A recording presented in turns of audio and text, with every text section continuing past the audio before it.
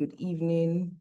You're very welcome to the first pre-webinar conference of the 13th HR Bootcamp coming up this December 3rd and 4th. So welcome everyone. I know we're still ushering participants in. I see Ayan is here already. So Ayan, feel free to put in your video. Lola will be joining us in a few minutes as well. So feel free to put on your video, Ayan, so that we can see you as we welcome everyone here. So welcome to everyone, wherever you are dialing in from. Hi. Hi there. Good to see everyone here. So Yeah, good. So good we're turnout still, so far. yeah, of course, good, fantastic. Yeah, so we're still welcoming people. The music was on a minute ago, and so yes, it's good to see you again. It's been a while. Lola will be joining us, and she says she will be coming in at about 7:30. And so it's me and you, we're stuck for the next half an hour until Lola joins us. And we do this every year before we begin the HR bootcamp. Like we run up to the HR bootcamp conference, and it's kind of like a banter. So rest assured that you're in safe hands. We're here to learn. And this is a fantastic learning opportunity for our community here in Nigeria and everywhere. So please, we will be very interactive with the audience. Good evening. Just type in wherever you are dialing in from as the numbers ramp up. I know lots of people are in between Lagos and maybe other parts of Nigeria, probably in traffic. So welcome. And as we go ahead, I think there's about 40 people on the call right now, but I'm sure we're expecting hundreds more because about 300 people, over 300 people registered for this. So yeah. Wow. So good. So everyone, please drop your location, drop, where you're dialing in from, and prepare your questions. And I'm going to share my screen, not because we're going through a learning session. No, but we have to introduce the session and prepare everybody for what is happening. Right. So good. I'm going to share my screen. And this is just to put us in the mood for what we are going to cover, which is really about, can everyone see the screen? Like, I'm not too sure because I'm seeing myself, but I can't see the screen. So which view are we seeing? Give me a thumbs up if you can see my screen because I'm sharing my, yeah, fantastic. And what else do people see? So let me just change the view so that I know what is being seen. Yeah. So everyone can see the screen. Are you seeing us? Because I'm not seeing us anymore.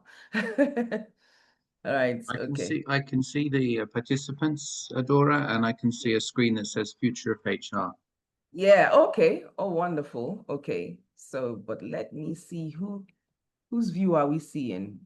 Let's just make sure that we can see our view. Okay. So good. So today we're here to discuss the future of HR, unstoppable trends for 2026, right? So we're not too early to start preparing for 2026. So what we're doing here is preparing everyone for 2026. We're going to look at trends. There are quite a number of trends when researching this topic, but there are a few trends that everyone in HR should be looking at, and those are the trends we're going to focus on. I mean, there's about 10 of them, but we're going to focus on the top 5. And we're hoping that, by the end of this session, if you're preparing for your 2026, you will be well on your way to a good 2026. So I'm just going to introduce us and make sure that everyone knows who is here. My name is Adora Ekwemesi, for those who are here for the first time. And I am the founder of Kendall Consulting, an HR consultancy that focuses on learning and development solutions. I'm also the host and the founder of the HR Bootcamp Conference, which is coming up this December 3rd and 4th at the Oriental Hotel, Victoria Island, Lagos. With me here is Lola Esson, partner EY. and she's obviously a seasoned professional in the field of human resources. She specializes in organizational design, future of work. She calls herself a future of work, enthusiast, but she's much more than that. And she's worked internationally. We did this last year, and she's someone I always like to listen to, and I'm looking forward to. And so Ayan is someone I've known for about 5 years, and we've done a webinar before. I remember it was in 2020. And Ayan is an experienced HR technology leader. So who better to help us on the tech side? Yeah, he's an experienced HR technology leader and a project manager with over almost 20 years experience in HR and payroll technology.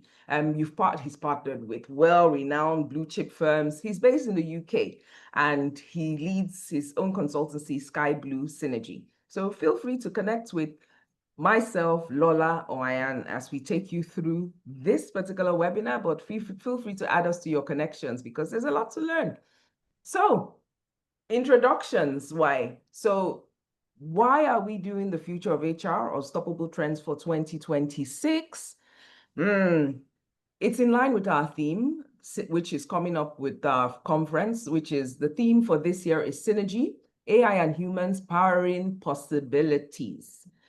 So I'm going to go quickly into the trends, and Ayan, I'm going to allow you speak because I'm here to listen. I'm also here to learn. So we're going to take the trends one by one, and I'm going to hear your feedback on each of those trends. Give us your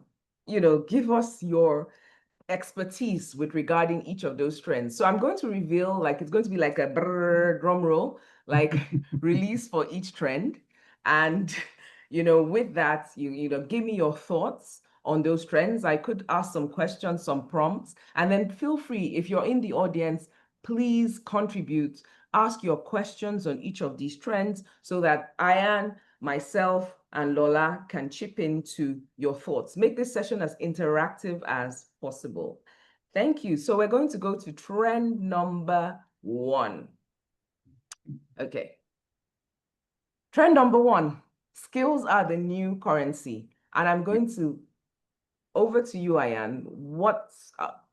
Tell us about this trend. What is it about skills being the new currency? Because I know that we had something similar last year in terms of, and we have been talking about it for a while, in terms of skills, people focusing on skills, the job market being dead, the skill market's overtaken. Why are we still seeing this trend? What is happening? Why are skills the new currency? So over to you, Ayan. Thank you. So I think, as you've put there quite rightly, there's a major shift that's been happening over the past few years, particularly from the sort of more traditional job titles, people having specific roles, to more of a skills-based organization design now. So as that trend is, as you say, been happening for a while, and I think the more technology develops and the more AI particularly starts to embed within organizations, there's a need for people to be more diverse with the skills that they have, and maybe think beyond traditional job profiles and job roles into being more flexible with their skill sets. Obviously, skills themselves, have to be acquired. New skills have to be learned as technology develops and organizations change and adapt to the new technologies. So, being able to sort of be relatively technically skilled, I think is becoming a must now. Right? It's not a nice to have anymore. It's really going to have to be a must going forward, if it's not already, because everything is driven by technology, not just within HR, but across the entire organization. So it's really important that people do start to acquire more technologies-based skills, but also be able to adapt and learn and be willing to learn new skills as well. Yeah, okay. So I mean, we've talked about from job titles to capabilities. Do you want to shed more light on that exactly? how does this relate when we talk about from job titles? I mean, people have job titles. What do we mean by the move from job titles to capabilities? Yeah, so I think what I'm really meaning by that is where in the past people have had, I would say, more fixed job descriptions, if you like. So they're responsible for particular tasks in the organization. As AI embeds more into the business, and obviously depending on the type of business that it is, in some cases, you know, things like even robotics and that kind of thing are starting to come into play as well, and taking over some of those more traditional administrative type activities, right? So that presents opportunities for individuals to maybe upskill a little bit more, and think beyond that, you know, just the job description, traditional job description, maybe take on, you know, additional skill sets and additional responsibilities. And a lot of that will be most likely based around working with the AI, working with the robotics, to make it run seamlessly within the organization, but also to keep um, more of a human touch, I would say, as well. So as technology is used in the organization, I think it's also important to make sure that we're not over technology, you know, not over embedding technology to the point where people are not dealing with people anymore. So I think it's finding that balance. And having adaptable skill sets, and flexibility with the job roles enables people to adapt better to the new world, because it's moving at such a pace and things are changing all of the time. So the job descriptions can't be fixed anymore; that they're going to evolve. Having that fluidity with the job descriptions is going to be increasingly more and more important, I think, as the pace continues, because it's only going to get faster. We've seen in the last, you know, particularly the last 5 years, but you know, it's been ongoing now for some time. But you know, really since COVID has kind of come into play, and organisations are, you know, being almost forced to take on board new technology, AI, etc. We're seeing the pace really start to pick up now. Things are happening super quick. Okay.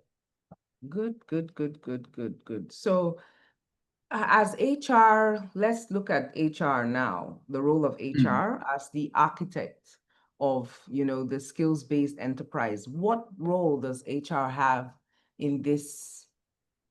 You know, what role would HR play in enabling, you know, internal mobility, in reskilling the workforce? What's HR's role here? I think What would she be? HR, Yes. yeah, HR, I think obviously, you know, traditionally responsible for the learning and development within the organization. So I think it's sort of within the realms of HR to sort of provide the frameworks for defining the new skill taxonomy, providing a level of ownership and strategy around what that looks like within the organization. And you know, there's going to be some core skills possibly that would apply across multiple industries, but there may be more specialist skills as well that are particular to certain companies and certain industries. So, you know, understanding what those are, um, for the respective company and industry, and developing a framework and strategy around it, but also then to make sure that that strategy and framework is shared with the leaders, and the leaders are buying into that and they understand the reasons why. Because obviously, without that support, without that buy-in, it's going to be difficult to enact the change that's needed. So I think that's going to be really important. It's obviously incumbent on HR to take the lead on that activity as well. And then obviously the third piece is once that's kind of put into place and it's been agreed with the leadership, it's about communicating the relevant changes to the workforce, making sure that they understand the reasons why these changes are coming into play, and maybe why new learning and development strategies are necessary to drive the change in the organization moving forward. And obviously that then they've got the systems and the solutions in place to deliver any specific skills training that may be required. So I think all of that kind of comes together under the HR kind of umbrella.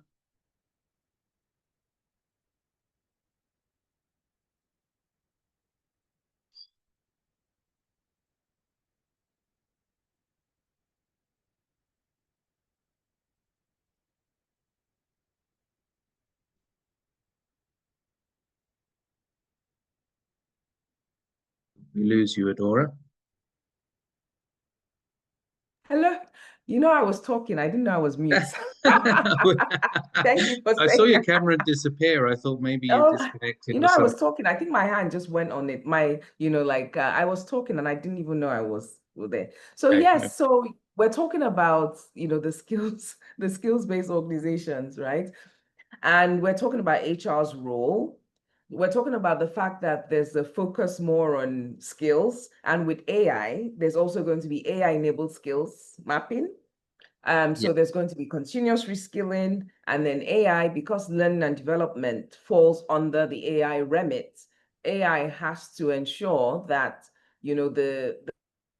the skill sets required for organizations is, as it evolves, that the workforce keeps abreast with those skill sets. And basically, we're saying that AR is the architect of this, of the skills sets of ensuring that the workforce is adequately skilled for the AI era, right? Okay, good. So let's move to trend number 2. And I think maybe this one we the other probably, thing I just had, so sorry, yeah, before you move on, I think okay, the other thing to mention as well is the setting the strategy and defining the skill set is not a one and done activity, right? So it's going to okay, constantly need reviewing to make sure that it's covering all of the latest skills, because as we move forward over the next 2, 3, 4 years, the skill sets and things will develop even further. So there'll be new skills, new training, new guidance that may be required. So I think it would be wise for HR professionals to, well, obviously once they've developed that, is to have a mechanism for, reviewing what those skill sets are, at least on an annual basis, to make sure that it's always refreshed with the latest thing, okay. latest insights. Okay, right. So so it's not a one and done, because some people might be thinking, you know what, I'm going to go and develop a workforce skills strategy, and it's one session and then we implement it. What I hear you say is that it's going to be iterative. It's not one session, right? We're not going to do this once and think we're done. It's going to be something that would be, done as it's evolving. It's going to be done Mhm. and iterated. Yes, is that? Absolutely, yeah, Yeah. absolutely. Okay. So for anyone thinking that, they could do this one and run away, I guess we've just basically burst their bubble, right?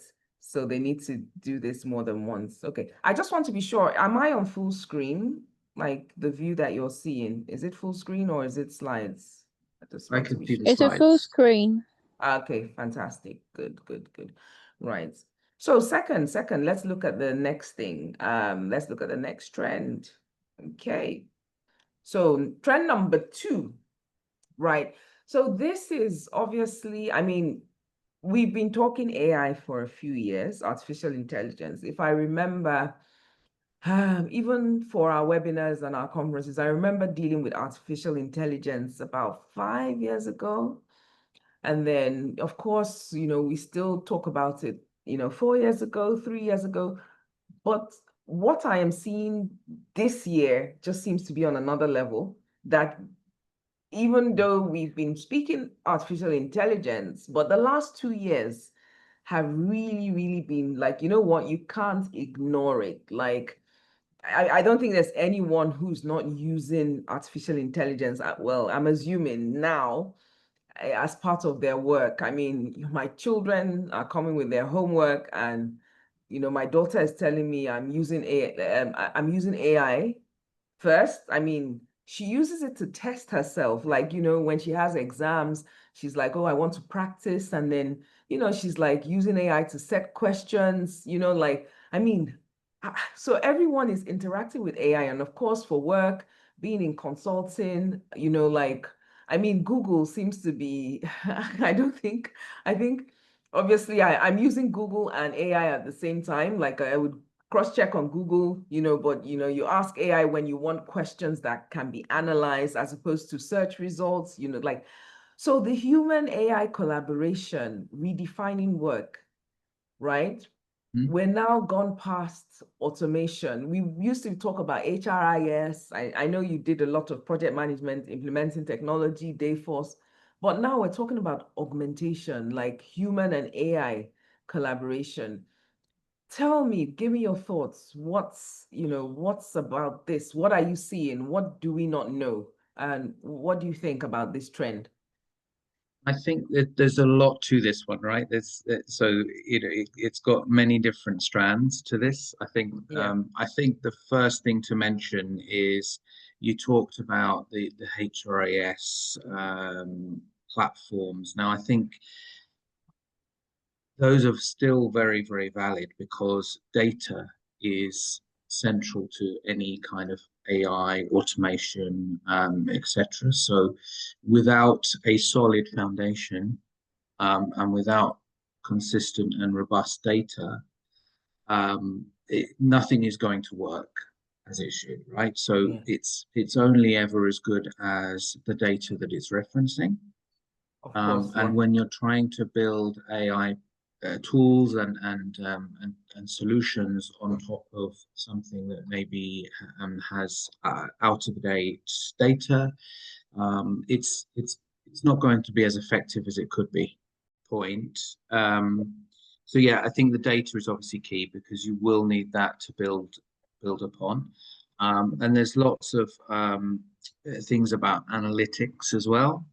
So analytics is one area where AI can massively support, but obviously to build anything meaningful around analytics, it's always been the case that you'll need robust data, and that is even more so with AI. But I think also, there's always been sort of a fear, if you like, that AI will take over the world and replace everyone's jobs. And I think whilst that, it may be the case that some jobs, particularly where it's maybe robotic driven, maybe replaced by machines. I think there's also new jobs opening up all the time, right? And that's where the reskilling comes in as well. So being open to learning new skills, taking on new jobs. But also, I think it's about how do AI and humans work together. And I think we are seeing some good examples of that moment in respect of things like, for example, ChatGPT, and there's various other similar type solutions out there. And I think one of the key benefits of that is it can massively aid the way people do their day-to-day work. Through using relatively simple and straightforward AI tools and solutions, it's possible to automate or massively speed up certain parts of your job, particularly things that maybe require a lot of research. You can quite easily type in a command, for example, into ChatGPT and bring back a whole bunch of insights within seconds. yeah, Which then you can use that as a way to maybe formulate a document or prepare something. But I think yeah, the key thing to obviously bear in mind is you can't just use that alone, right? It still requires a level of thinking. But what it does do is it takes away a lot of that initial Heavy. time-consuming Yeah. searches on the Mhm. internet, finding things Mhm. out, going away, looking things up, right? It takes out what could take hours and hours into literally seconds. So once you've got all of that information back, you can then apply your own intelligence on top of that to maybe fine tune it, pull the bits that you need into preparing a presentation or document, whatever it might be. So things like that are relatively simple, and it can um, massively speed up your day-to-day work. Yes. Um, Yes. I think that's a really, really good example. And it's about how do you leverage AI basically to make your job easier, not necessarily how is AI going to replace Yeah. you. Yeah, I see a lot of the consulting firms doing it with if you look at a lot of the news I've been reading on about the AI and the big four firms and how they have been integrating AI, into the workplace. So, Yeah, there's a clear AI strategy and AI is doing a lot of, maybe some of the, a lot of the work that would have been done by humans, but the humans are still working with, you know, with AI, right? And I think someone put it very aptly, that, AI, the way we collaborate with AI is such that the human does the beginning and the end, right? And then the AI is in the middle, not what I see. I think some people make the mistake and maybe leave everything for AI to do, right?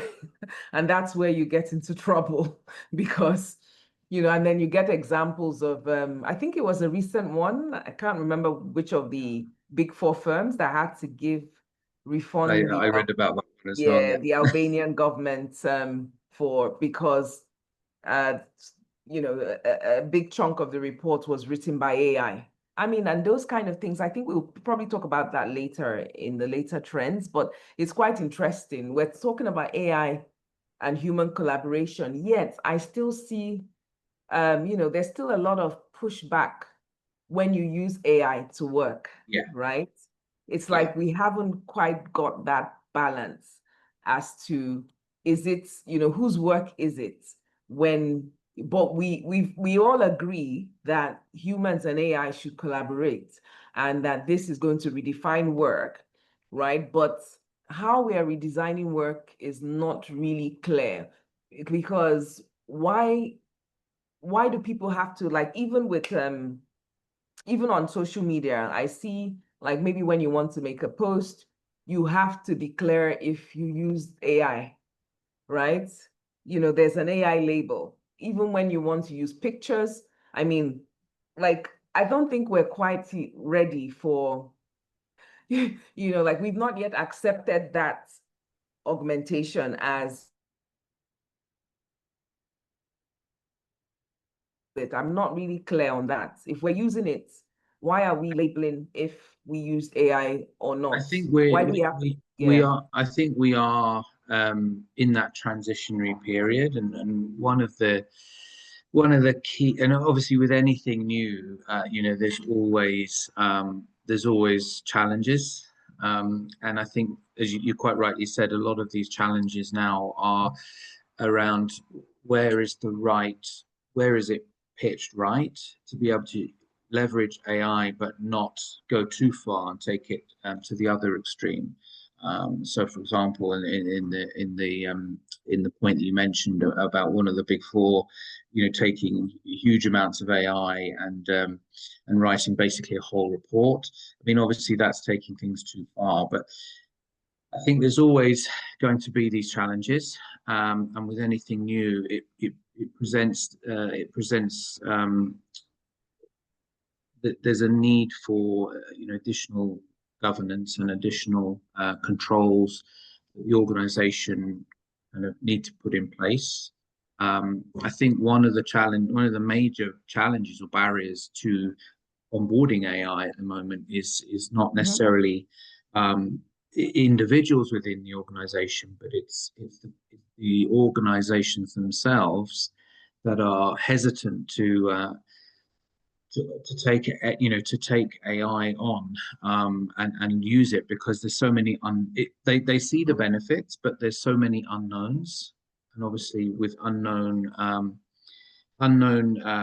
factors, there's a level of risk, right? And I think it's just about needing to understand it a little bit better and how it works in practice.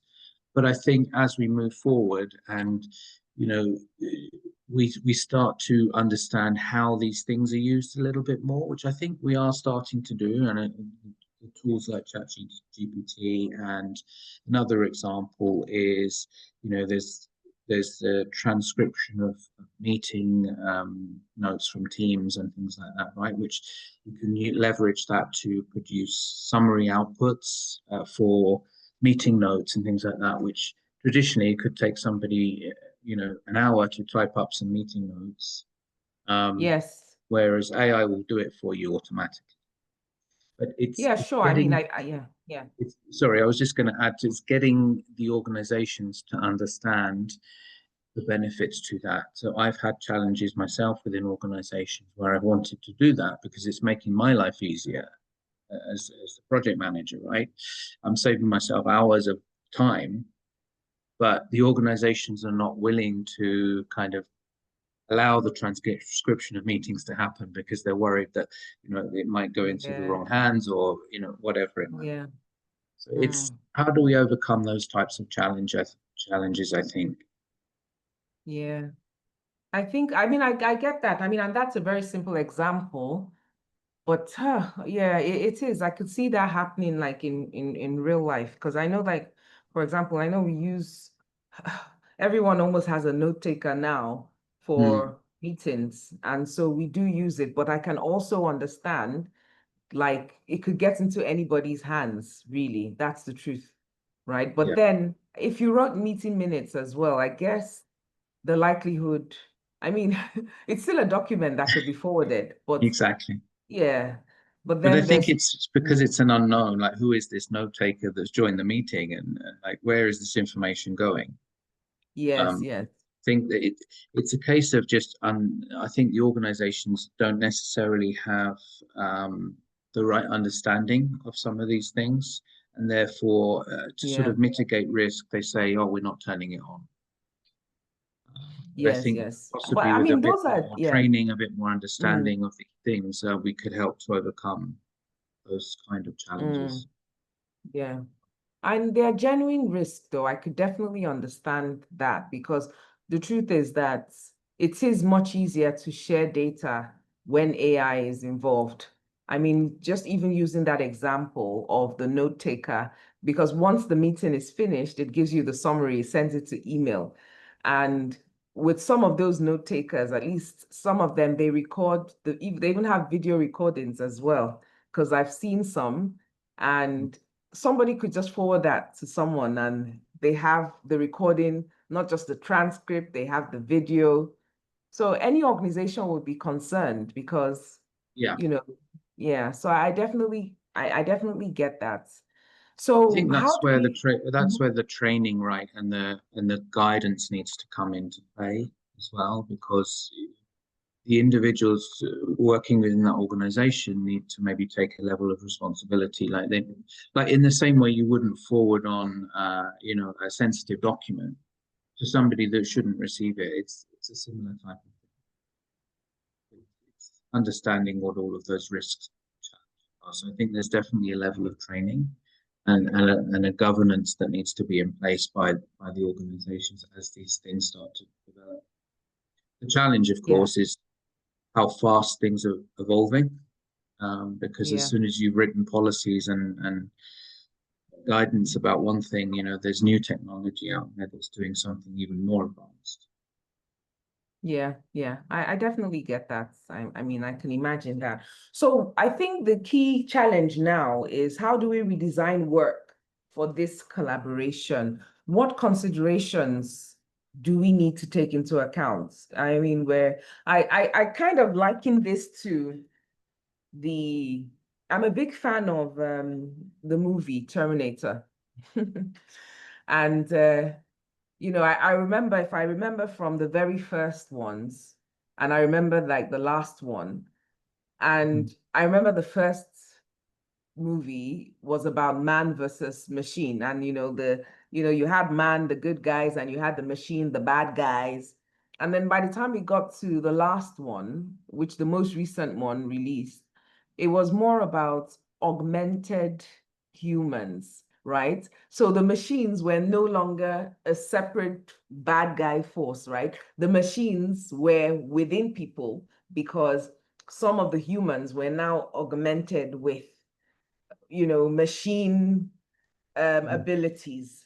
And it was really, I look at it and I see this AI collaboration like it, so we're not working, it's not machine and then human, but we're working together. And in a way that's, well, without being repetitive or cliche, is where there's now a collaboration or a synergy of sorts, where so a key thing I hear you say is that we need to build literacy, right? There needs to be, people need to know, like, because people are afraid of what they don't understand. Exactly. So some firms are still resisting, and as a result, they can't get the benefits that they should be enjoying. But so you have to weigh the pros and the cons, right? So and I guess when you're thinking about your risks, managing your risk, you now have to think about it like you would manage any other risk, right? Are you going to avoid the risk? Are you going to try to mitigate it? Are you going to transfer the risk to someone else? So I guess that would increase our risk management. Well, there's one more thing to think about around, risk management. So a key thing is building the AI literacy and the confidence in teams so that they can understand that there are benefits. And then, of course, the ethical parts, which is so that we are adopting this in an ethical way, because I see a lot of things around ethics, right, when it comes to AI adoption. So those are really the concerns, how can we use AI, but also not replace the human value? I think those are like key areas of concern. Okay, good. So let's look at trend number 3. Do you have anything else to say on that one, Ayan, or move on to the I third? don't think so. I think it's a Yeah. big area. I think we could maybe Mm-hmm. go on for a long time talking about this. Yeah. I think you're right. It comes down to the governance. It comes down to Yeah. understanding the ethics, and also, just to mention as well, a lot of bigger organizations have now put in place, a chief AI officer. So their sole responsibility is just how AI can be effectively embedded within the organization, right?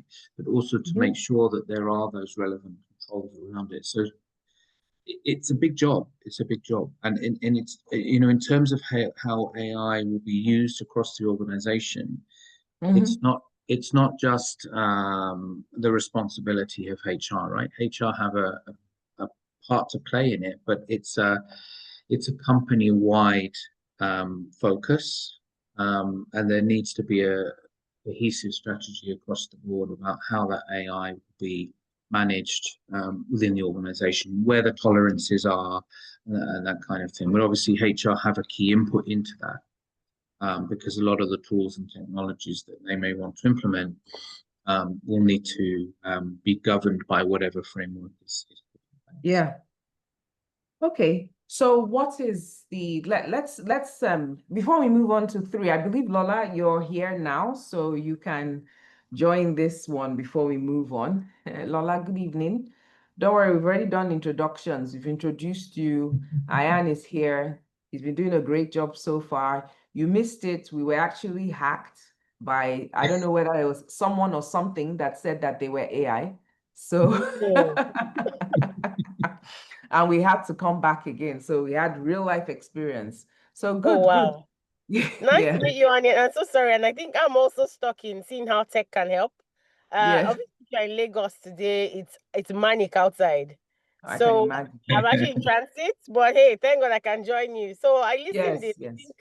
Um, I think I think you kind of covered it all, but I think the only thing I'll add to the human AI collaboration point is that we're gonna see a surge in human-centric skills.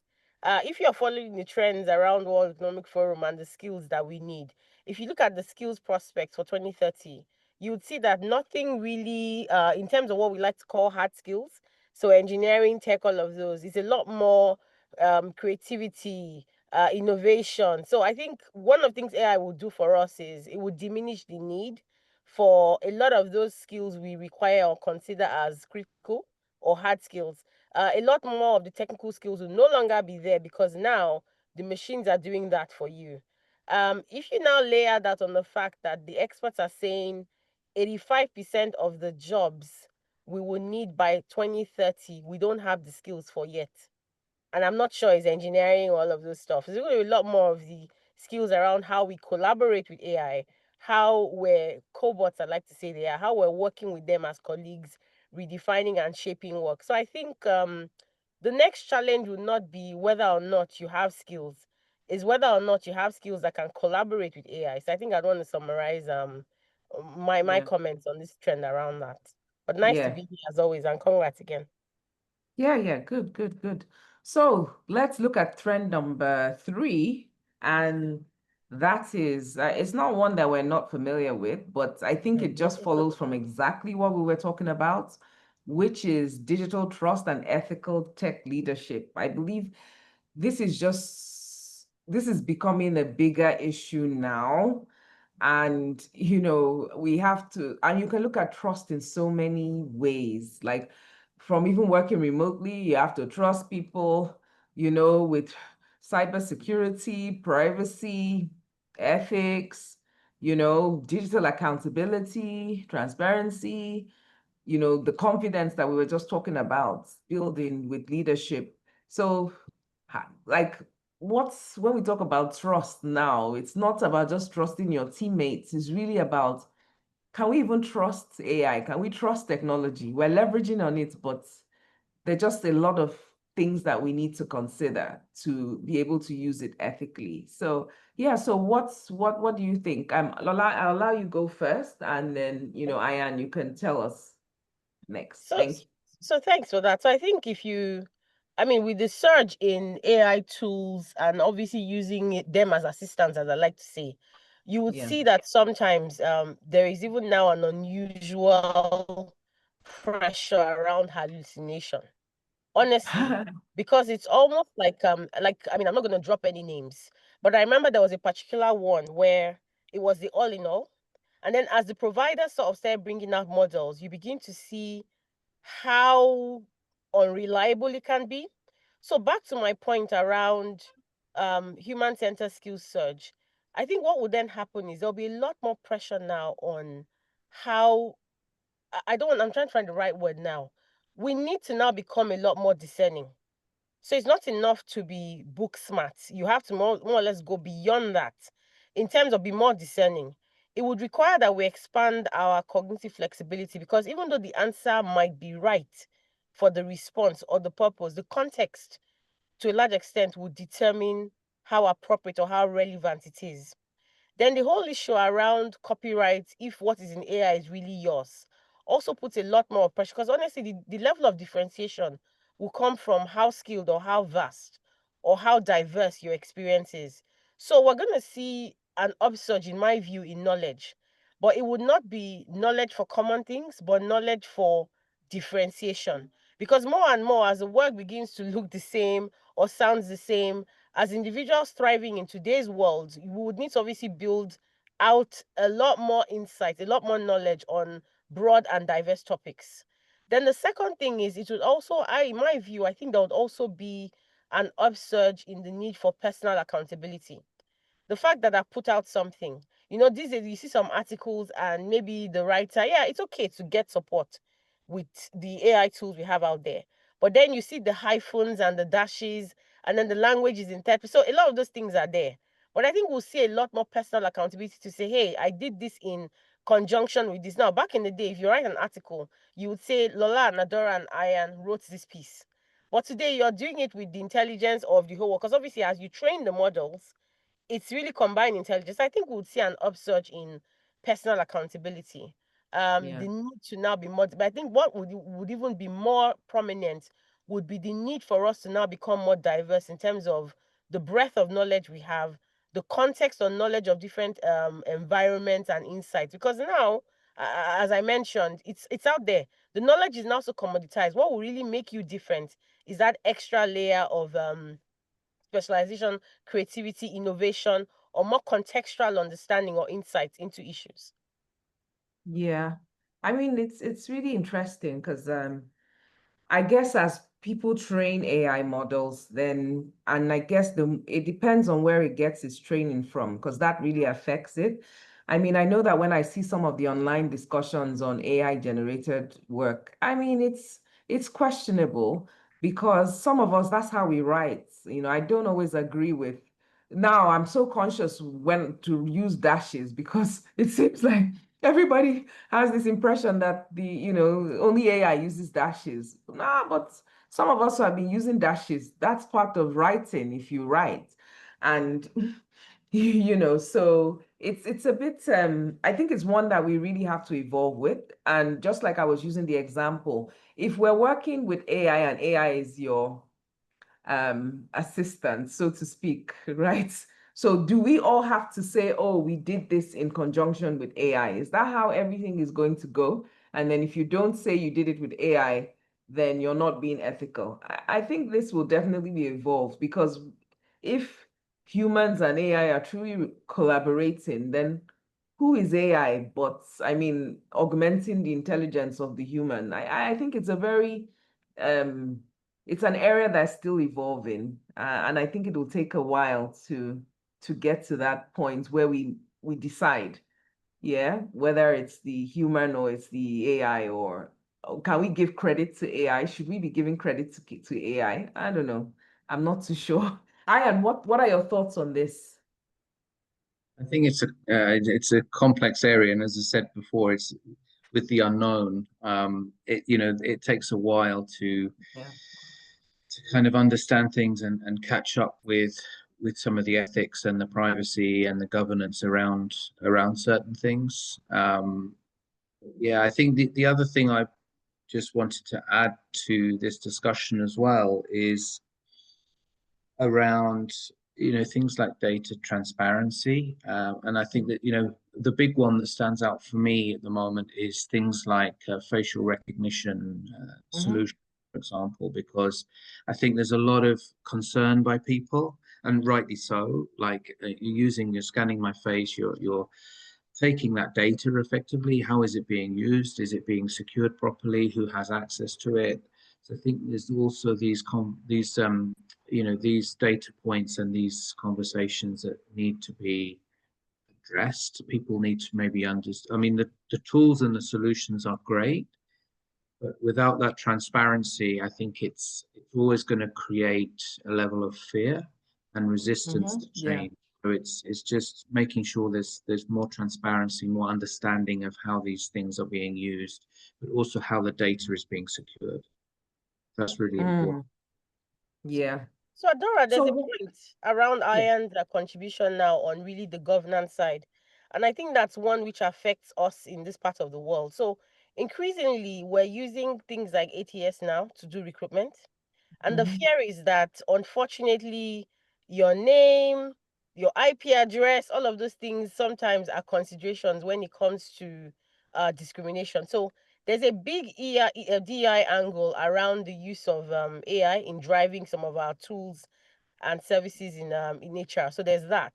Then there's even the issue really around the fact that when it comes to the training of the models we're using, even though we're heavy users here, whether or not it is being considered in the design or training of those tools. Again, back to my point around context, such that in this part of the Yeah. world, the context or insights you're getting are relevant to the kind of uses you need. So I think, I mean, I align fully with Aya, and it's an emerging hot potato, hotbed as it is. Yeah. But there's many dimensions to it around the governance, data privacy, the DI discrimination implications, and what have you. But again, I mean, it's Yeah. here. We have to get used to it one way or the other. Yeah.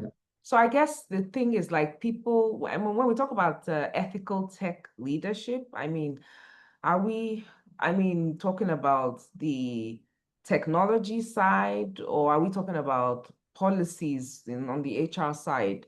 You know, where exactly should the focus be, or is this a combined effort? I think it's a combined effort, right? Because technology, to some extent, or IT in most organizations would typically lead the charge on a lot of these tools and technology.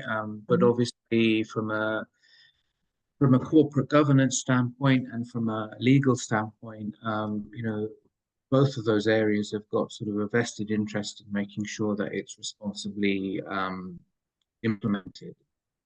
And even HR, when it comes down to a lot of the HR people ethics and responsibilities as well, are going to have a keen interest into making sure that this is put into place responsibly. But also making sure that it's done, and things like the human touch is really important, because there's the real danger that you can implement too much technology too quickly, and it doesn't land well when you're completely automating everything in the organization, Yeah. and employees are not dealing with people anymore. They don't like it. So that level of human interaction, I think, is also important still, and it's finding the right Yeah. balance. Yeah, I think that is definitely something that people are looking at. I mean, being over, oh, yeah, can you be too technology? Like, can there be too much technology? I think so. Yeah, where people are no longer dealing with any humans and we're just automating everything, right? So I definitely agree with that part. But I guess what is HR's role here? So to everybody in HR here, what are we telling them? What should they be looking at? What are we saying that they should go back to work to do? Ayan, what are you saying to HR people on digital trust and ethical tech leadership? I mean, obviously, people will be at different stages with this, but I think it's to understand, and obviously different size organizations as well, but it's really to understand your role in this. And typically, as I've seen it from obviously typically work with larger organizations, but there tends to be more of a strategic piece at the top, where you've got sort of the chief AI officer, the IT, the legal, the HR all coming together to formulate more of a strategy and a picture of how AI should be used across the business. And then HR will have a key role to play in that, right? Because it will then have to determine how the people technologies and the people-led agenda will leverage AI. But if it's a smaller organization, it might be slightly different. I mean, HR may have a bit more upfront or a bit more freedom, maybe to look at the tools and technologies that they want to implement within the people side of things. As Lola already said, I mean, ATS is a big one now. There's a lot of AI in the recruiting side of things, particularly, and I think that's a massive impact in speeding the recruitment processes up, making them a little bit more slicker. But it's also looking at the other areas, looking for the opportunities as to where AI could potentially add benefit, not necessarily automate, because there's opportunities to automate everywhere, but it's where are the key opportunities to add benefit by automating and adding AI or technology in general to the people function. Okay, so let's look at the fourth trend. I think the only thing I'll add there to this one is I think I've seen at least one company, maybe more, that are combining HR and tech. Right? Have you seen it? I think I saw that last month. I can't remember the name of the company. Which company was combining the AI function and the HR function together? And I've seen it in the, I've seen this in the news as well. Another, so people are combining HR with tech. What are your views on that? Lola, what do you think about that? So at least, as you know, in the course of my work, I do a lot of OD work. And it's Yeah, actually it's becoming common in our part now. yeah. So there's a new role called business enablement. And back in the Business day, we what? were Sorry? business enablement or business Yeah, support. So you see that now in okay. a few org designs. And in that division or directorate, you have the ICT function in it, taking care of tech communication, information communication, depending on how the company has Yeah, described it. And I think if I look at how we've transitioned from HR should be a direct report to the CEO to now this business enablement function, which sometimes can look like corporate services renamed, I think is yeah, largely because when you look at the collaboration between man and machine, it makes yeah, sense to have everything sitting in the same directory from a cost point of view, from a manning and management or resource planning point of view, because at the end of the day, the communication technology is to aid how we work together. It's to yeah. aid the flow of work or the outcomes. Now, Mm-hmm. here is another point which I think the HR practitioners would not like, but is the fact that in the last 5 years, our relevance has been diminished. So increasingly, and think about it this way, if you're sitting in a function, you're an HR person, but you now have a function that has ICT under you, has sometimes even brand and comms. So that normally is what sits in enablement. Your skills would need to become very expansive. So if Yeah, all you're bringing to the table is higher fire, then you're not really going to have much relevance. So I think that metamorphosis has happened because of one, the need to create the continuous business case that you need HR, but it's now HR plus. yeah, Because yeah, really and truly, after the pandemic, during the pandemic, line managers did a lot more of the line functions using yeah, technology. So that transition already happened. So really, it's a yeah, case of now leaving room for HR individuals yeah, or professionals to have some yeah, space. So it's not so yeah, far-fetched anymore. It makes a lot of sense. And I think yeah. the next level of transformation for the HR profession is for us to now become data scientists. So you know how we started by sit at the table, speak the language of the business. It's now beyond the numbers because the machines are crunching the numbers. AI is doing a lot more of the insights before. But you as HR now have to show the relationship between man, Yeah, machine, and what have you. So you need to understand how data connects the dots. yeah, I don't think it's so far-fetched or out of reach. And I think yeah. it's even a sign. So anyone today who really wants to maintain their role or their place, as it were, should be thinking Mm-hmm. about what more they can do. But I think HR really, that function, in a few years, it would go off, my view. Yeah, yeah. I mean, So maybe I then we'll think change the name from HR yes, bootcamp. definitely. But yeah, yeah, definitely. Yeah, definitely. I mean, you can already see where it's going. It's interesting what companies are doing with the HR function, from people and culture. Then I think this year what you started seeing was people operations. I mean, it's like, yeah, we're like definitely seeing a trend. And then they're talking about merging it with technology.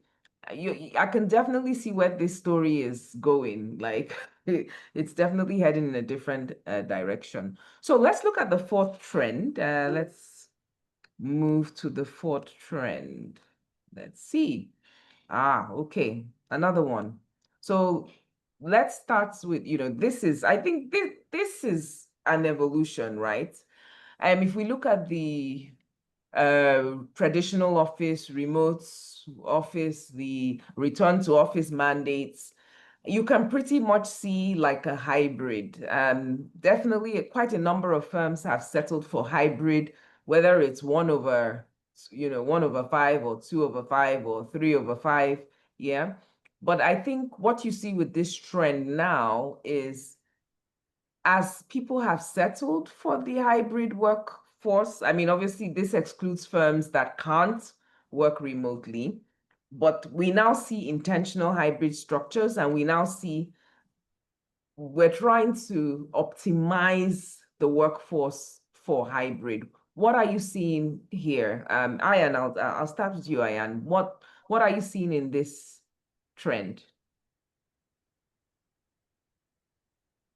In terms of hybrid structures, I think it's one of those things. I think the hybrid working obviously came about particularly through COVID, Yes. and we've seen different it play out in different ways since. I think a number of organisations, certainly in the UK now, have started to obviously move from full-time working from home to the more official hybrid structure. Some organisations that's 2 days a week, some 3 days a week. Some organisations are even mandating that people don't work hybrid; they come back to the office 5 days a week.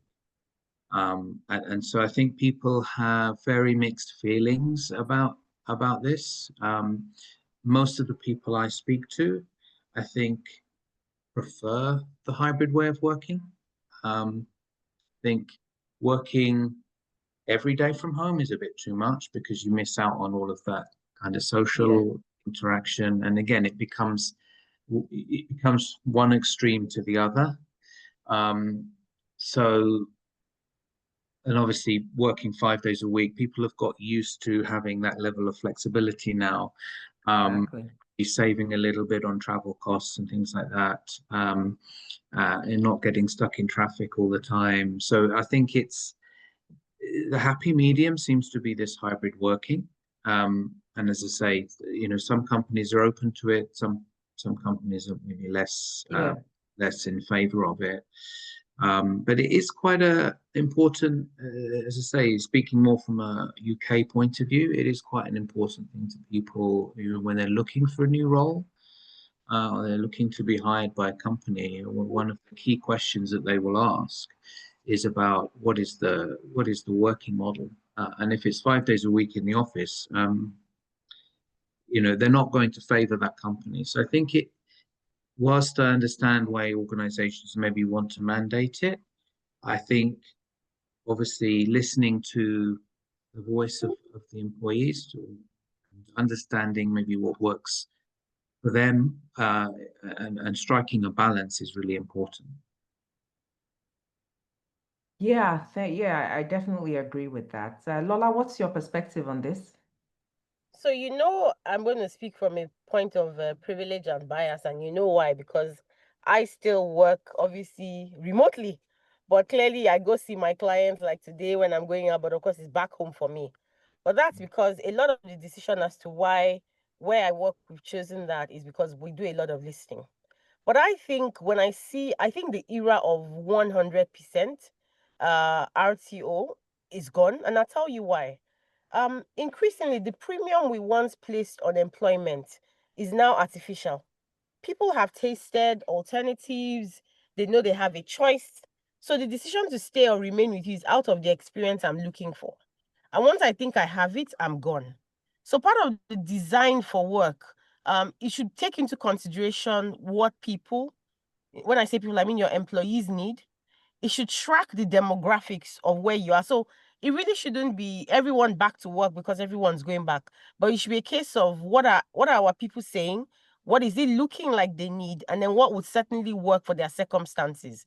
So again, looking at what tech and AI has done, it's now the era of hyper customization. And I think a lot of the lazy work around having standardized policies, standardized is gone. And then once upon a time, if you look at topics that were really taboo subjects, they're now mainstream. Today, burnout prevention is a value proposition. Once upon a time, it was not. So if someone is speaking to you and they're asking you, what do you have in place for well-being? Those were not questions we could ask people when certainly I started out. So, and then of course, you couple that with the fact that the talent pool is very, very slim. We have human capital, yes, we have human beings. But when it comes to talent, the ones which ultimately will stay, do the work, give you the value and the returns you're looking for in your investment, that pool is very slim. So I think when it comes to designing work, it no longer is employer-led. It's now really a question of employee-led, the demographics, what the market is saying. So if you work in Lagos, for example, A 9 to 5 Monday to Friday will be difficult. A 9 resumption will be difficult. Yes, you might say, you know what, I want people to come in, but realistically, you can have them in the office, but they're not there body, soul, and mind. So I think one of the things we should be paying attention to is investing in trust. Because I think that's why, for example, I want to see you in the office, then I know you're doing my work. But if we have a high trust culture, and I know one of the visuals, and I think it was trend 2 or 3 or so, you had trust in there. Trust at the end of the day is the glue that holds the organization together. It's no longer your policies, it's no longer leadership. It's the fact that we both trust ourselves that this relationship we have both gotten into is paying us. And when it ceases to serve either party well, either party feels free to be able to move on. So I think the trends we're seeing is the focus would really move at human-centered design, really. What do my people want? What matters to them? Say, for example, your organization has a lot more baby boomers, even though we shouldn't be using labels, right?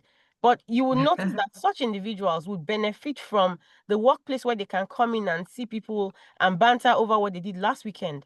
But increasingly, the Gen X Alpha generation will tell you, I just want a case where tell me what I need to do. I do it, you pay me. I don't need your 20 days leave because, hey, I want to go off for 40 days. So it is going to force us to get off being lazy when it comes to creating real differentiation. And that's what I think would be the big deal. Hyper customization is inevitable. We work in the same organization, but we'll be on different policies, different benefits, and it'll be okay. Yeah.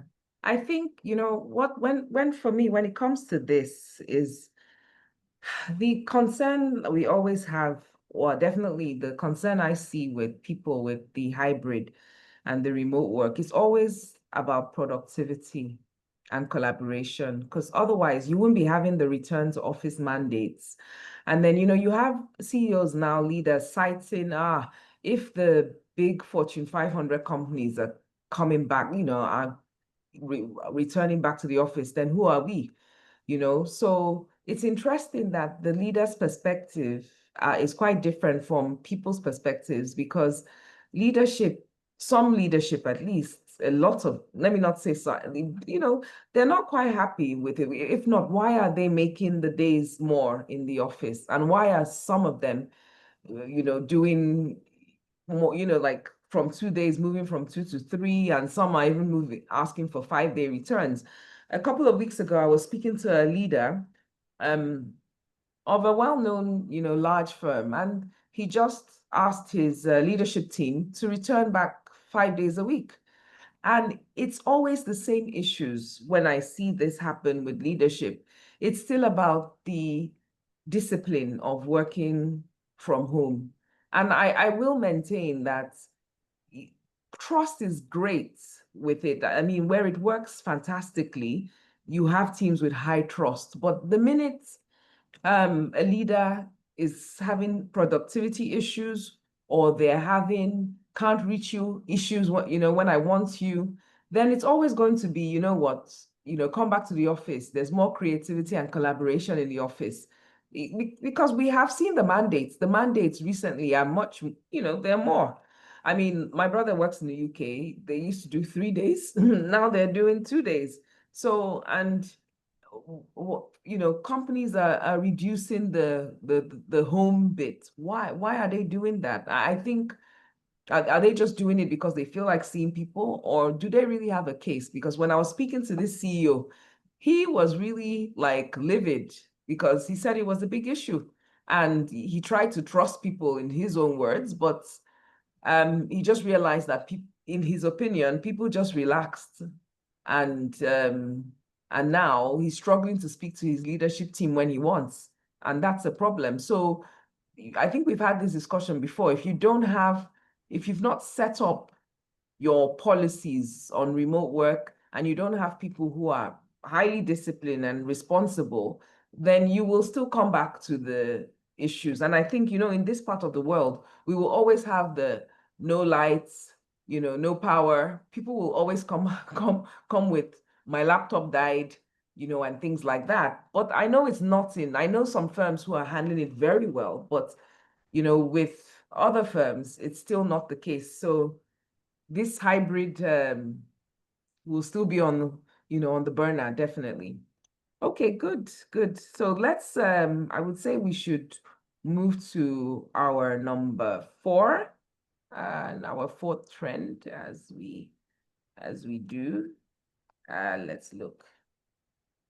Okay, so I think we couldn't, no, it was number 5, right? Yes, yes, yes. No, so before we move to the 4th, the 5th one, the last one, can we talk about maybe where well-being comes in this intentional hybrid structure? How are we promoting belonging and well-being? What exactly is happening here? Lola, do you want to talk about this? What should HR be doing? What can be done? So I think when it comes to what HR should be doing, it should really move beyond the acronym, as it were. So we dropped the DEI, DEI, DEI, DEI, we went Yeah. on for and then we added B to it. And B, the point that at the end of the day, you can put all of these things in place, but if the beneficiary doesn't believe that it is tailored to their needs or speaks to their needs, then it's just pure tokenism. So, of course, that's also my point around a lot of the policies or provisions we're making, employers are putting forward, needs to be more customized. Otherwise, it ceases to have value or benefit.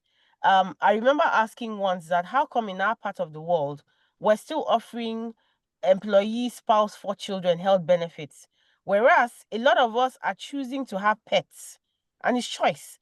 Pets over kids, or we have extended family who we tend to with our lean funds, but we don't Yeah. have a chance to bring them on board.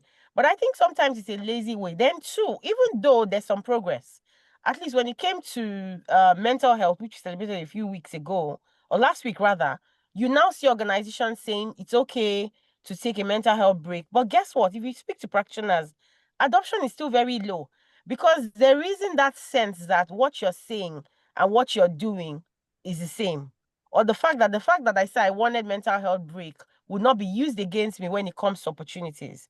So I think when it comes to wellness, the policy statements are great, but I think a lot more action is needed.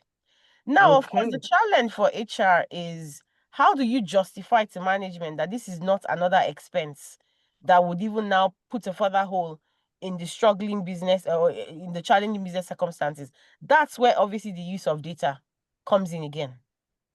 So I think when it comes to well-being, we've made progress, but we still need to do a lot more. And then there are even a lot of underserved demographics today in the workplace. When it comes to loyalty, I mean, even though people may argue, but female employees tend to be, in terms of longevity, if you meet the needs they have and support them through their stages of life, they tend to stay longer. Even though these days the expectation is the average person under 40 will hold up to 5 careers in their lifetime. But today, we still have the issue of wage parity. We still have the issue of women undergoing menopause not getting support. So I think each organization should define what for them is wellness within the ambit of the guidelines as well. So that again, back to the point around hyper customization being the hallmark of the future of work. You would have to look at what your environment needs and what would be meaningful to them and adjust accordingly. And then the fact that so, for example, where I work, we have 30 minutes every month on top of the fact that we're at home, which we call me time. We don't track resumption or whatever, but you report your hours. So everyone should look at their system and design what works for them to ultimately create the right experiences for their employees. And that would be my definition of the B in belonging. When it comes to the equity, it's not the same for everyone, but it's giving everyone their due, which for me then means that the concept of a pay scale and pay structure and standardized leaves will cease to be relevant because that's not what we're looking at. Then the concept of diversity needs to move beyond tribe or gender. We're not talking today about neurodiversity. There are a lot more people who are representing or showing up on the neurodiversity spectrum, autism, all sorts. How are we getting ready for that workplace? Because now, if you look at the number of births, once upon a time, it was 1 out of 50. It's now 1 in 20, and that's the future workforce. But today, we're still even struggling to have ramps for wheelchair. So the world is changing, and so well-being needs to be defined to cater for a dive. I mean, let me stop here because obviously time and all, but Okay. thanks. Good, good, good. Okay. So I think the last thing I'll just say about the hybrid workplaces is that when we talk about intentional hybrid structures that promotes, belonging and well-being, I think we've spent 5 years working remote hybrid.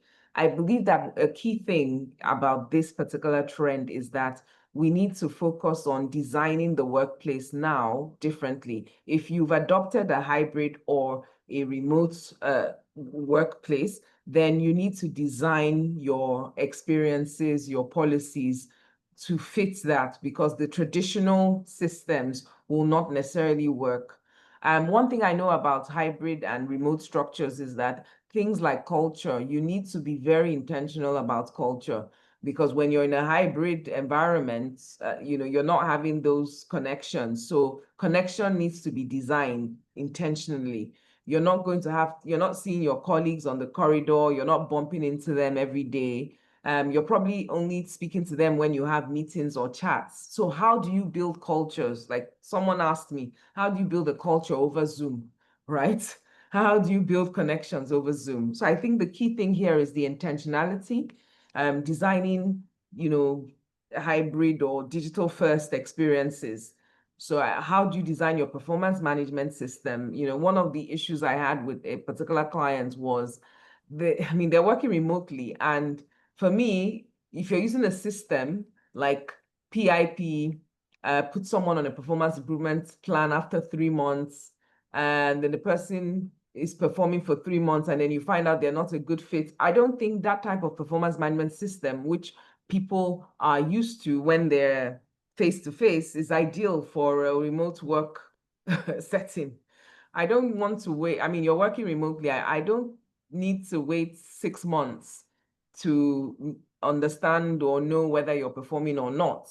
I think if they were having their stand-ups, the performance management in a remote or hybrid setting should be different. It shouldn't be based on traditional systems. So just even little tweaks like that can go a long way. And those are things that I've noticed, and things that I tell people. The same way you recruit, your recruiting systems, they can't be exactly the same. So there must be a difference in the way you're working or the way your HR systems are running when you're working hybrid. You can't transfer everything exactly the same. It doesn't happen that way. You can't do your whatever you did face to face cannot be transferred. Everything cannot be transferred online like that. So I think it's the intentionality. You need to build your culture intentionally. You need to build relationships intentionally. You need to, those check-ins that you would do face to face, you have to find a way of imbibing them into your remote culture.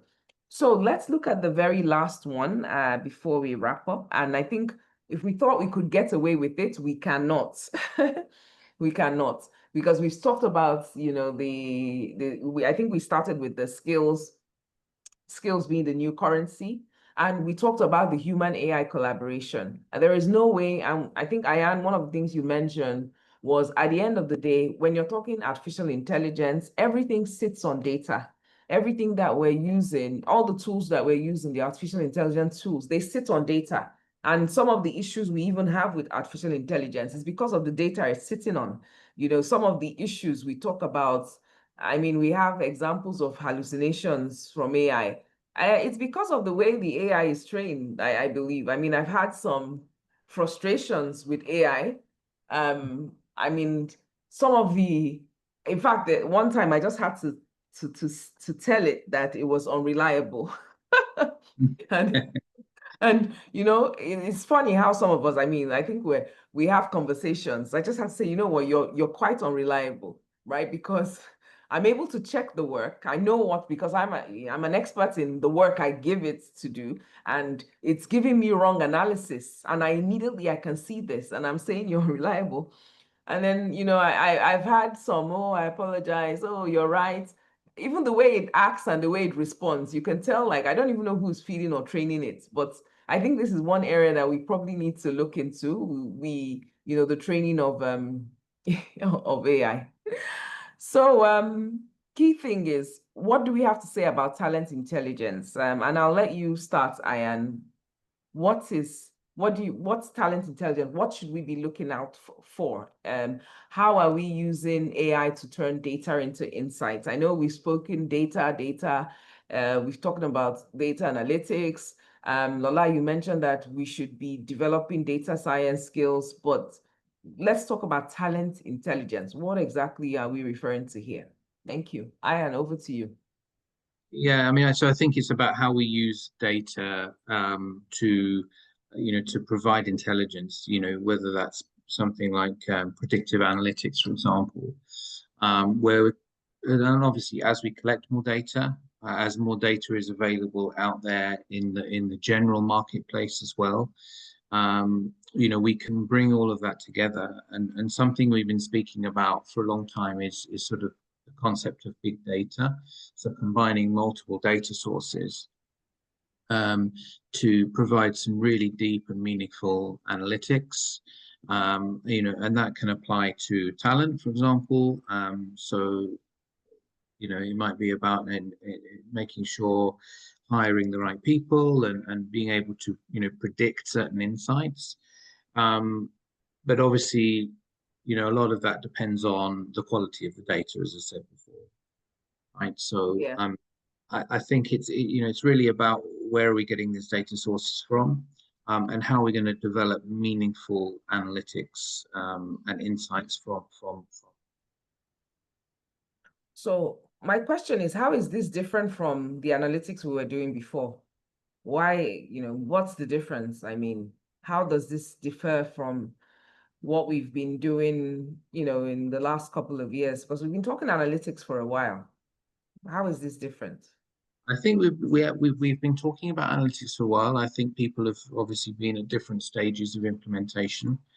Um, Obviously, analytics relies on the data, as we've said. So it's what data do we have within the organization, but also where we get to implementing the AI side of it and the predictive side of it. It's looking about historical data to looking for patterns and things like that to help try to predict certain insights and certain meaningful analytics about bringing the data into the organization moving forward. Yeah.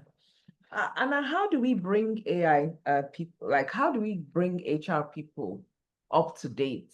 What would they be learning now that they didn't know? Like for the forward-looking AI practitioners who have been on this analytics journey for a while, what would they be doing differently that they weren't doing before? I think there's two parts to it as well. It's about obviously where do you see the opportunities? So where do you want to leverage a particular solution to help you maybe predict certain things or analyze certain trends, etc. Because there's so many things that you can look at, right? But it's where are your key challenges? What would be most beneficial to use data to help you in a particular area, because I think if you can focus in initially maybe on just 3 or 4 things, and then you can investigate what the different options are to obviously build that solution. And quite often, there's so many different products and services out there now, that there's different tools and different solutions that you can leverage. So once you understand what you're looking to try and achieve, and that's why I'm saying just focus initially on 2 or 3 key things, and that way you're not getting overwhelmed by all of the different technology solutions, products and things that there are, because there's so much out there. So focus on those 3 things and then look at what are the solutions and tools that can help you do that, and then obviously investigate that more, work with partners and consultants to help advise you on what those different options are. Bed those in, so work on getting those bedded into the organization, and then allow it time to see the benefits as well, because it's not all about just implementing solutions one after the other. You've obviously got to make sure that you're getting the right output from it, and that you're really getting the business benefits as well. Yeah. Because if you can demonstrate the business value and the business benefits to the leaders within the organization, that will help you maybe secure more investment and more interest in Yeah. further developing the technology suite for HR going forward. If you're just Okay. spending money all the time implementing all of these things and no one's seeing any value from it, it's going to raise questions about, is it worth doing this? Yeah. I definitely agree. And then what I will say there is the focus should be more on predictive analytics, which is using data to, I mean, not just, I think at the most primary level, we've always been at descriptive analytics. I think for quite a number of people, that level has been reached and surpassed, like just being Yeah. able to describe your workforce data. Now, but I think the focus with AI is probably on, just like you said, looking at patterns and being able to, because AI can do it so much quicker, Mhm. right? It's so fast, even when you just use tools like ChatGPT at the basic level or any other tools that you're using to do, it's just so much quicker, right? But what are we using it for? Can it find patterns quickly and help us predict issues or help us see where, our talent risks are, or help us see where the best profile for this role comes from? If it can look at the data, can it just help us, give us insights that can help us make better decisions? That's where I see it happening, right? So moving away from descriptive to predictive. Lola, your thoughts on this, and then we go into questions which the audience will have. Thank you. Say aligned on the point that the knowledge and the practice and the insight has definitely grown. As you said, we started with describing how many people you have, how old they are, then we moved to, oh, if they're not happy, they will go. But today we're now using, and as I mentioned, the fact that the next level of career progression for us HR practitioners is data science. So how are you using that to plan your work and then support the rest of the business? Not just knowing the language of business, i.e., know the conversion to naira and kobo or dollar and pounds, as it were. So I think one thing I'll just add to the conversation so far is we don't, I think that sense that, oh, it has to be big data. So thousands and thousands of data before you can make sense. And it's something I think we need to untrain ourselves about. Because even in the small things, you can see patterns that help you stay a step ahead of, or even predict or see a sense of where things are going to.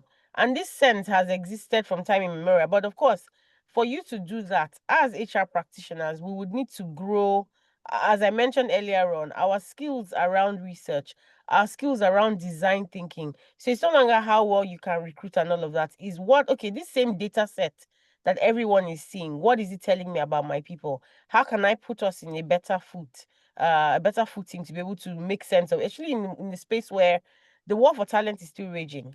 The cost of hiring is astronomical. Morale is such a tricky thing these days. So how do you keep who you have?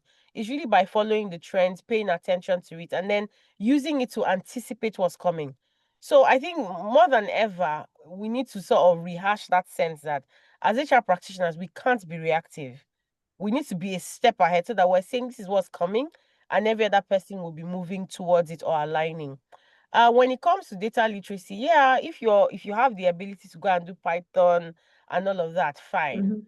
But I think to not have a sense of data management or some form of data manipulation, and today you're an HR, I think that would be career suicide. At least get used to using Excel data.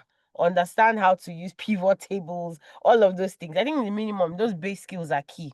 And then Yeah. beyond just following the data, what is it telling you and what can you do with it? So that's what I would add. Thank you. Thank you. So let's just look at if we have a couple of questions. Do we have any questions from anyone in the audience? You can raise your hand or put it in the chat and we'll answer a few questions and we'll take it from there. So any questions? Are there any questions I missed? Right? Because I think, let me see. Okay. Okay. So I see a question from I don't know whether I should have gone up, but one thing I know about AI in recruitment, I mean, recruitment is one area that I feel like, you know what, if any area needs HR, right? It needs. But I remember, was it this year or last year, a company being sued, right? And the case was won because of the biases in the recruitment process. So they were able to prove that of course, the AI was biased, it was discrimination, and you know, some guy got a lot of money as a result of winning the case. And I think I'm seeing a question here from Isioma. Isioma, you said your friend applied for a role, didn't get it, applied with her English name, was shortlisted. Many challenges we have to consider around bias. Yes, I definitely agree with that one. And that's an AI. It's data, isn't it? When we talk about AI and data and how it's trained. Anyone want to say something on that? Ayan, would you like to chip in on that one? Yeah, because that's the problem we typically have with AI. It is as good as the data it's sitting on. So garbage in, garbage out. Yeah, I think so. I think as these things develop as well, it will, some of these initial kind of teething challenges, because it's still relatively young as well, and I Yes. think some of these teething challenges will be ironed out, and it's becoming more and more intelligent. So a lot of the way that AI works is through machine learning. So the more data that it processes, the more applications that it's used through, it's learning all of the time. It's self-learning. Yeah. So I think some of these things will start to improve as we move. Yes. Yeah. But yeah, I agree. It's not without limitations, and that comes back to, some of the earlier conversations that we had about not relying 100% on technology. It's about, Yes. a level of human intelligence as well. Interaction. Yes. Yeah. Yes. And I think that's it, really. We can't rely on it. We have to. And that's when we talk about the collaboration. And I think people get in trouble when they rely on it, right? I remember that was it like a couple of months ago, the New York Times bestseller list, where like, I don't know, 2/3 of the list was fake because someone used AI to create it. And obviously, imagine like, the New York Times, and people are following it and they're looking at, oh, these are the top 20 recommended books. And, you're going and you're looking for the books only to find out that they were AI generated. So they didn't exist, right? And then a journalist is getting in trouble. And I think it was the same thing with the reports with the Albanian government, Yeah. where the firm had to refund for the report. The references were incorrect, right? So yeah, AI, I think, and that's where humans need to understand the way they use AI. And when we're talking about this trust, I think you can't fully trust AI at the moment. In fact, I don't think there will ever be a time. And that's why you need to be, AI is between the human. You start with the human, you use the AI, and you end with, the human, right? You don't delegate, so to speak, to AI and allow AI do everything for you. Then you're not using it intelligently, neither are you using it ethically. That's what I would say. So I think those problems will come from that. Lola, do you have anything to say on that? I think Lola got So yeah. I want to advocate. Oops. Hello. Okay, I can't hear you there. I think we've lost you here. So the other question I see is a question on the rapid evolution of human collaboration with AI, the critical implications for employment law in Nigeria, whether this is being looked at. Lola, I don't know whether you're online, but I think when it comes to employment law, definitely, I'm sure, I know there is an AI agenda, but I'm not too sure on how far we've gone with it. Ayan, is there anything in the UK around employment law and AI? Do you know? I'm not sure. I'm not too sure on that either, to Yeah. be honest. Yeah. Okay. So look for maybe one last question, and then I can't see. Okay, you wanted to unmute. Oh, Lola says she can't unmute. So let's look. Let's look. I can't see you. Let's see. So yeah, Lola, maybe you need to put something on the chat so that I'm just like looking for you so that you can be on mute. I think you logged out and you joined again. So yeah, okay. I've asked you to unmute now. Can you try? Thank you. So as you know, Yeah, I was in transit yeah, until my yes, yeah, laptop was running out. So I think right now we don't have any laws so pronounced on AI. But as you know, Nigeria has strengthened its data governance and data privacy. yes, yes, yes, So when it yeah, comes to using and sharing data, because you have used AI, it still does not relieve you from not using data sources that you don't have access to, and not also citing or giving credit to the right person. But I think when it comes to AI laws and all, it's evolving. With respect to the other question, I mean, there's a question you had asked me earlier on. I think it would just be good to take that quickly. So I want to advocate for AI. The fact that we have AI, it's called an assistant for a reason. It does not relieve us of the obligation of fact checking. So, for example, whenever I use AI to do something, I always take that source and I go, fact check this. And at this yeah, point in time, I'm using about 2 or 3. But what's yeah, happened now is the general human nature, our attention spans are shorter. So we believe that because you're getting the answers in seconds, it relieves you of the responsibility of checking. yeah, AI isn't going away, but until we get better at obviously querying it, giving it feedback, it's still going to become the haven of hallucination we have. And if you look at yeah, the popular ones, at least the 4 popular ones, there is one that is the youngest, is now the most reliable because obviously it benefited from seeing the mistakes of yes, the others. So I think AI yeah, is here to stay, and AI gets a lot of bad rap. But honestly, I think yeah. it's because we've also gotten lazy. Yeah. Well, yeah, I think I would tend to agree with that. I mean, I would just say use it responsibly. It's less like when you say smoking kills or they say drink responsibly, right? Use AI responsibly because as someone who uses AI, I mean, even like yesterday, I was doing some analysis. I just had to say, you know what? It's actually taking me longer because you have to really look at the data. You have to make sure that there is no mistakes in the data.